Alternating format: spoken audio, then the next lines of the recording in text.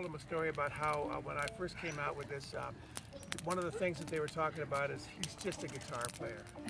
And so I told him about that. I said, well, let's just talk about that for a second, because when I was a little kid and I wanted to get a guitar, if I could just be a guitar player, you know. So then of course, I finally got one. I got a banjo first, but I finally got a guitar, and then of course you huddle in your bedroom for hours on end, go playing the same note over and over, the same lick over and over and again, till you finally get it down, and then you move on to the next one. And then you kind of get to the point where you're brave enough to kind of play for somebody else, and you start kind of doing some things. Then maybe you get a little band together and start playing and practicing. And pretty soon you might even do some gigs.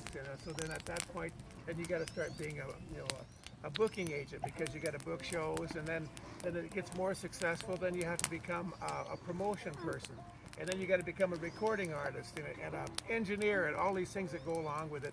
And then finally, if you get far enough down the road, you can actually make a career out of it. And so when I heard someone say, I'm just a guitar player, I said, man, I finally arrived. My dream came true. They couldn't have given me a higher compliment than that.